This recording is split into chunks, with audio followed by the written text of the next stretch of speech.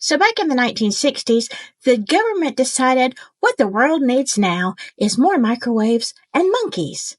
Yeah, I wish I was kidding. Hello, my silky friends.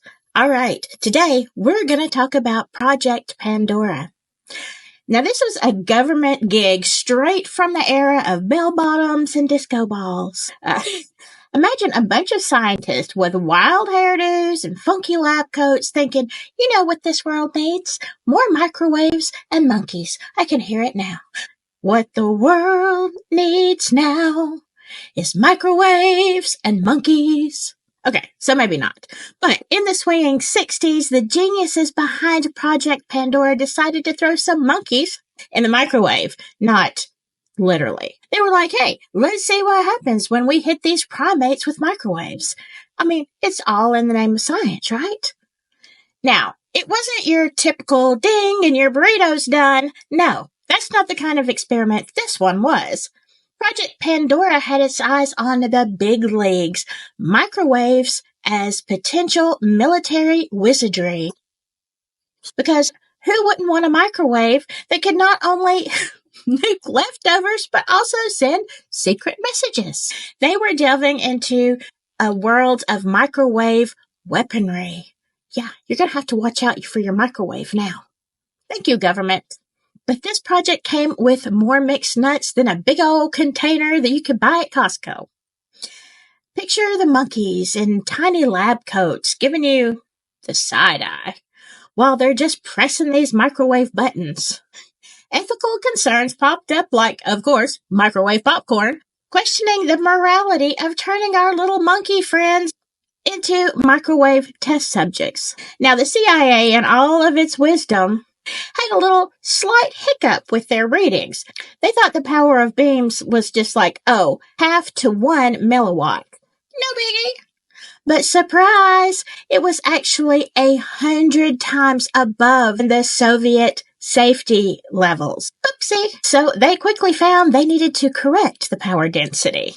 Those poor monkeys. However, the corrected power density of the beams was more like a gentle breeze.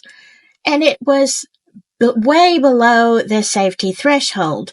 So in the end, it didn't work. The monkeys didn't turn into secret agents with, mind-bending powers. It's kind of a bummer, right? But was the CIA done with Project Pandora? Of course they weren't. So what happens when something fails? You just pour more money into it. Yeah, at the taxpayer's expense, of course. They started this grand multi-million-dollar project called Pandora Bizarre. They were on a mission to uncover the deep, dark secrets of the Moscow signal. Okay, here's a spoiler alert. It wasn't as exciting as they hoped it was going to be. So, what was the Moscow signal? Well, in April of 1964, the U.S. Embassy in Moscow was basically a nest of hidden bugging devices. Shocker, right? Not one or two, but a whole bunch found hidden in the walls of 11 embassy offices, including the defense attaché's office. Now that's a problem. The Soviets were playing a high-stakes game of hide-and-seek, but with eavesdropping gadgets. Who's surprised here? But the saga actually began in 1953 when U.S. technicians first detected, these mysterious energy rays. I guess they thought it wasn't a big deal. I don't know. Fast forward to the swinging 60s, and they finally start actively monitoring these radiation rays. Macklin Musser, a tech wizard from the State Department's Bureau of Diplomatic Security, cracks the code. Microwave radiation. And get this, the beam was a whopping 50 feet across. I mean, forget your regular microwave. This was like a cosmic-sized version. Now, imagine the shockwave that hit when Uncle Sam realized that the Soviet intelligence had infiltrated the embassy's walls, compromising top-secret U.S. communications. And the U.S. intelligence community also had other wild theories. Like maybe the Moscow signal was a disco jamming device, like disrupting espionage. operations, or maybe the spies were using it to cover up their fancy eavesdropping gadgets in the embassy walls. In 1963, Musser drops the bombshell report, essentially saying we need to figure out why the heck there's a giant microwave pointed at our embassy. And if we can't, let's at least make it stop. Wise words from Jerome Wiesner, former chairman of the White House Science Advisory Board, in a secret June 1964 memo titled Bugging of the U.S. Embassy, Moscow. He's scratching his head, wondering why everyone's been so chill about this massive microwave situation. It's like, hey folks, maybe we should just be a tad concerned. Just to add some presidential flavor, a top secret, sensitive White House memo in 1976 was like, hello, Mr. Ford. That was the president. Remember? Gerald Ford? Yeah, nobody else remembers either. These microwave beams might be activating some hidden audio devices in the embassy. You know, just a heads up. FYI. So the U.S. National Security Agencies embarked on a journey to tackle the microwave beams, codenamed TUMS. Yeah, I already feel like I need one. But I'm not talking about that little antacid.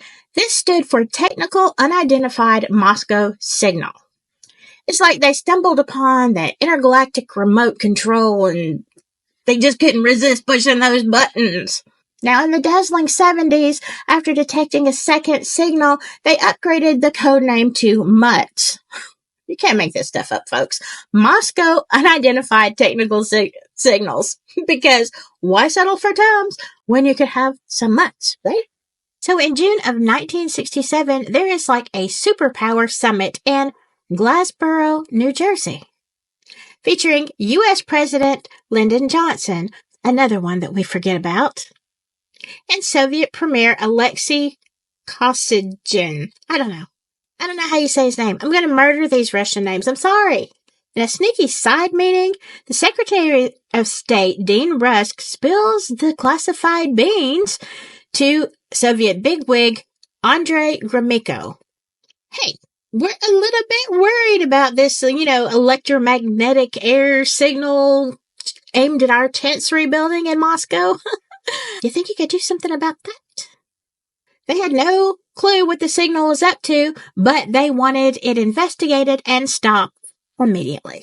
But in a classic Cold War move, Soviet Ambassador Anatoly Dobrynin fires back, suggesting that it might be the U.S. pulling off some similar stunt against the Soviet mission in New York and the Soviet embassy in Washington. Okay. The diplomatic drama. But now fast forward to 1975, and the radiation hits just keep on a-coming. U.S. intelligence spots stronger signals aimed at the embassy. And hundreds of diplomats, security officers, and their families are unwittingly soaking up radiation like it is the latest wellness trend, up to 19 hours a day. Oh my gosh, like what a radiating beauty treatment. Enter our unsung hero, U.S. Ambassador Walter Stossel, in the fall of 1975. He decides enough is enough, okay? Cut the crap. And he pushes Secretary of State Henry Kissinger to get the Kremlin to pull the plug on the transmissions. But here's the kicker. Embassy staff had no clue about the Moscow signal until Stossel told them in 1976. The leak of this juicy info sets off a major scandal in the U.S.-Soviet relations, turning the Moscow signal saga into a blockbuster diplomatic thriller. It wasn't really that thrilling, but it's been 20 years. 20 years of these signals. So now, enter the Pentagon's grand spectacle. Project Pandora and Bizarre Studies. They went full-on blockbuster with Project Big Boy. And no, that is not the guy that stands there and sells you hamburgers. Oh no. This had to do with medical evaluations on the crew of the Navy aircraft Saratoga. ARPA, they're always the cool cats. They decided to send observers aboard the Saratoga to get like baseline readings on only selected crew members. It's like they turned the aircraft carrier into a floating lab, because why not? The mission was to evaluate physical and mental differences between the crew members. So you've got the veteran crew, you've got the microwave-exposed radar heroes, the fresh recruits, you have the innocent to microwave drama, and the sailors soaking up the rays above deck, and then the cool cats who are below the deck. The result, drumroll please. No discernible evidence of physiological or psychological differences were found between the groups. Talk about an anticlimactic microwave opera. Now the committee is scheming to level up from primate experiments and dive headfirst into human testing. Yeah, you heard me right. Human testing. Unwitting human subjects who had zero clue about the radiation tests. The chosen ones were plucked from Fort Detrick, the unwitting heroes of the Pandora program. Yay! You're chosen! Woohoo! The discussion at an April 1969 meeting was something like out of a sci-fi thriller. Subjects exposed to radiation for a solid 6 months. All, hush hush. Committee members, in their infinite wisdom, suggest a double-blind study with special attention to protecting the eyes and those things. Because who wouldn't want their hoo-ha shielded in the name of science, right? But before the mad scientists could unleash their radiation extravaganza, Project Pandora / Bizarre got shut down in 1970. Well, hallelujah. So now you can cue the disappointed scientists denied their chance to play radiation roulette with unsuspecting human guinea pigs. Oh, but wait, there's more. The State Department wanted in on the action too. Well, of course they did. They commissioned a super secret study called Cytogenic Evaluation of Mutagen Exposure. That's CEMES. It seems, not memes, which are way more fun. They tricked U.S. personnel in Moscow, pretending it was all about monitoring Russian viruses. Oh, sneaky, sneaky. So, there you have it. A tale of microwave, mischief, human guinea pigs, and the CIA playing window dress-up.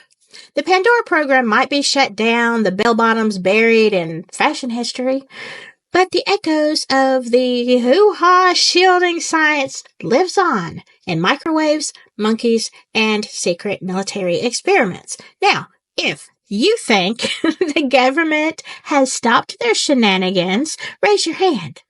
I'm putting mine down. This is just the beginning. We're going to look at some other projects that have been going on for years, and we're going to speculate. What are they doing now? If you like this video, if you found any value in it, please hit the like and the subscribe. And whatever you do, don't become a government test subject. And, stay silky. Bye-bye.